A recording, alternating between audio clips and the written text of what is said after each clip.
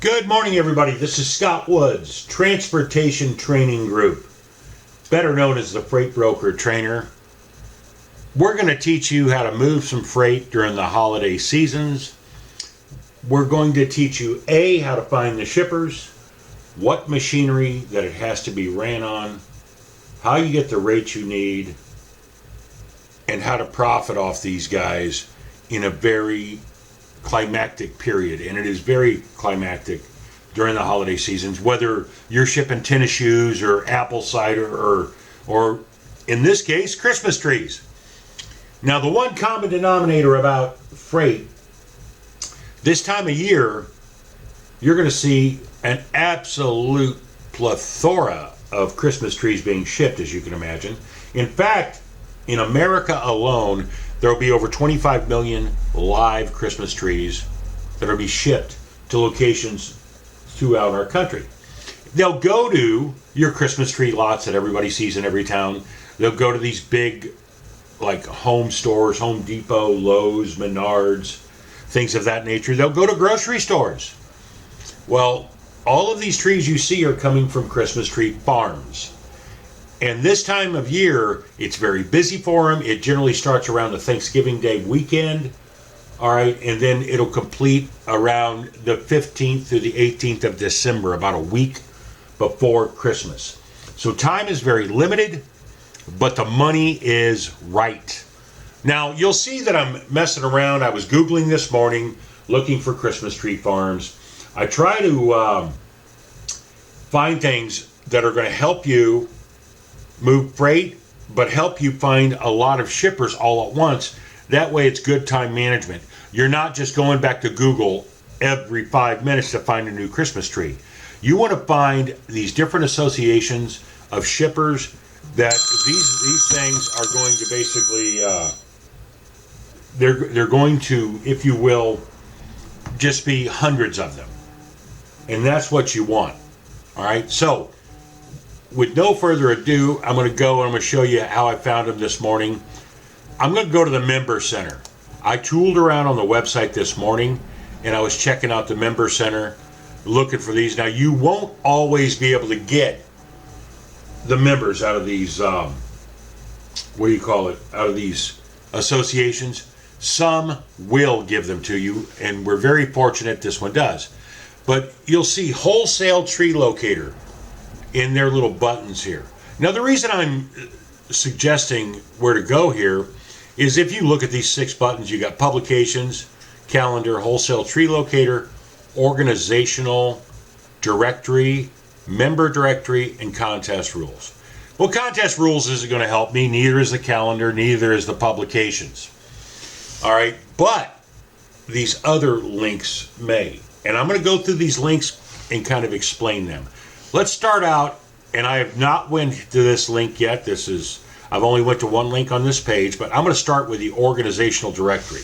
The reason why I'm starting with the Organizational Directory is there's an old saying, birds of a feather flock together. Well, this is the National Christmas Tree Association, but they may have individual state associations. And these guys that are growing Christmas trees may belong to the state association, but they will not belong to the national. And you just never know until you do this stuff. All right. And see, this is what I was talking about. All right. Where they want you to log in with your email, but I'm going through some of the links here where it may not require a login. Yeah, they've got this locked down pretty tight. So I'm not going to get to the organization directory. Let's go to the member directory. Once again, we're locked out. It's not a total loss, people. Don't think the video's going downhill. Let's go to the Wholesale Tree Locator. Boom. This is what I want. This is the money. This, anytime that I can come in, and I'm just going to show you in their directory itself, you'll see the different states where they have members. As we look, we got California, which not a big place for trees, but Northern California, you do see a lot come out of there. Your biggest places are like Michigan and Washington, New York, North Carolina, Pennsylvania. But the one thing that you're going to see on this is a perfect sales contact. You have the name of the business, and if it's in red, that's going to send you to their website. But you have the address for billing. More importantly, you have the physical contact. So yes, when you contact them, it will be a cold call, but at least you got a name, which makes it 10 times easier to get past the gatekeeper.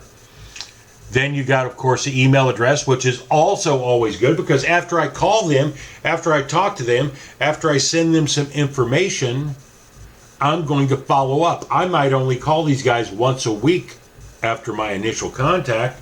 The rest of the time will be through email. All right. Now, today is December the 2nd. Ho, ho, ho.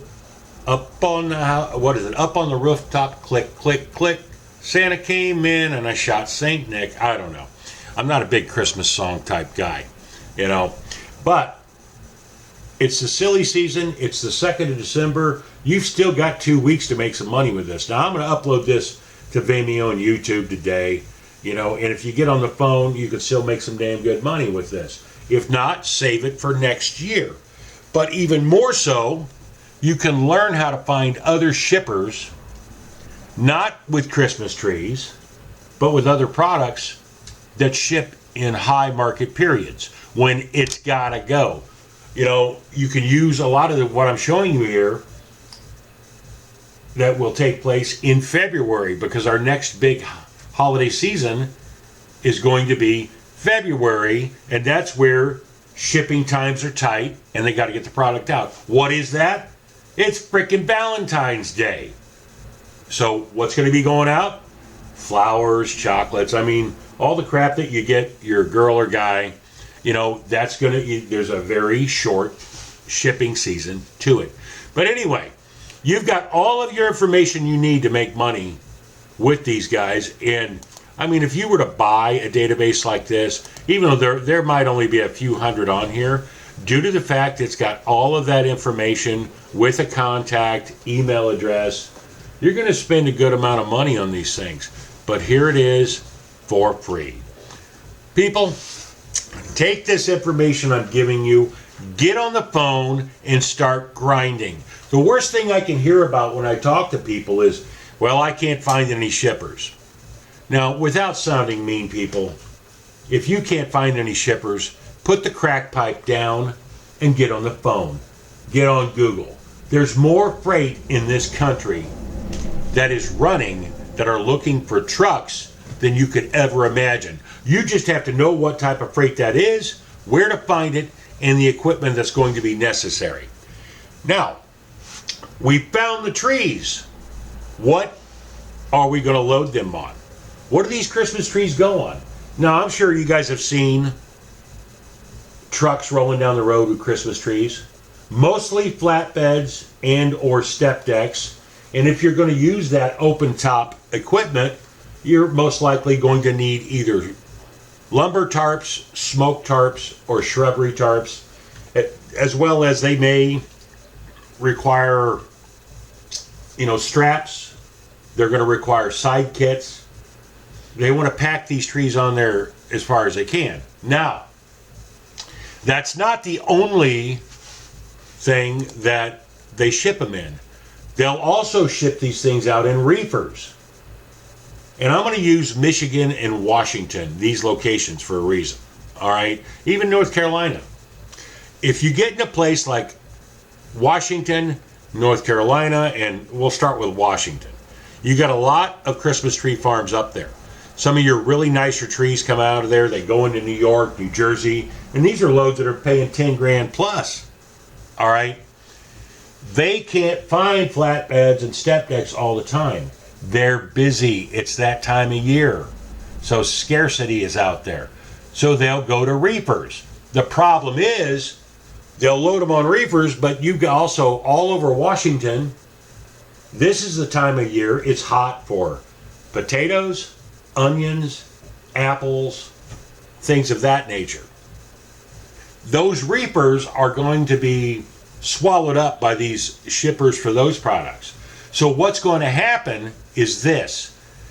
Do we have any wrestling fans? Now, back before I got into freight, I used to promote wrestling in appearances, not the actual matches, but I worked with the WCW, which they sold out to the WWE, and I worked with people like Bill Goldberg and Rey Mysterio Jr. and The Big Show, all these big wrestlers, and I do their personal appearances for them. All right, but I got to see some of the matches live and how they scripted them and stuff like that, before it went on TV. And I used to love these. They used to call them battle royals. And that's when all these guys would end up in the ring all at once, like 15 people. All right? Well, that's sort of like what's going on here. When you're moving these Christmas trees, but yet there's also people moving apples or potatoes or whatnot out of there too, and onions. It's a fight to get these trucks on who can get the best rate or the best lane. And you're not going to be by yourself. I mean, I'm not the end-all be-all to freight. I'm about as close as it can get, and I'm not trying to sound narcissistic or arrogant, but I've been doing this job a long time. I made a lot of money doing it. I'm not one of these schmucks that are blowing smoke up your ass on YouTube, and my credentials speak for themselves. What you want to do is stay on these trucks. You have to offer them options, because you could have all the trees in the world, but if you can't find a truck to move them, it don't do you a damn bit of good. All right, so you want to stay on these trucks. They want the longer runs with the bigger dollars, and you're not really going up against a hard shipper to beat. You're dealing with low-hanging fruit. All right, onions and potatoes, paying by the hundredweight, it don't pay nothing. So if you give these trucks a damn option that pays a little bit more money, they're going to take your freight. And these, as I said, these are all going to be good long runs with that. Now, what type of trucks are we going to put this on? I'm going to say this once again, people. Flatbeds and step decks with the appropriate dunnage. You better know what dunnage is. That's straps, that's tarps, that's blocks, that's chocks. I mean, that's dunnage. But don't forget about the reaper. You have to go back to your shipper with options. If you can't put it on a flatbed, can you put it on a reaper? And some cases, depending on where those trees are going, because they don't want them to freeze, all right, they may even put these on what's called an insulated vented van. Guys, that's going to conclude this video for today. Check it out. If you're an agent and really want to learn how to move freight, you might want to consider us to show you how to do it. We do it every day. Basically, I can help you. My son Christian has been moving freight for a long time. He can help you out too, and we could, just improve your dynamic for sales. Go to our website, www.freightbrokertrainer.com. www.freightbrokertrainer.com. I do it for real, and I'm the only real one in the country. If you go anywhere else, you're just pissing away your money. I can tell you who they are, but I'm just not going to do that. A lot of people have to find out for themselves. Hey, this is Scott signing off on this one. Everybody have a great morning. Make some money today and have a Merry Christmas. Hopefully we'll see you in our next class.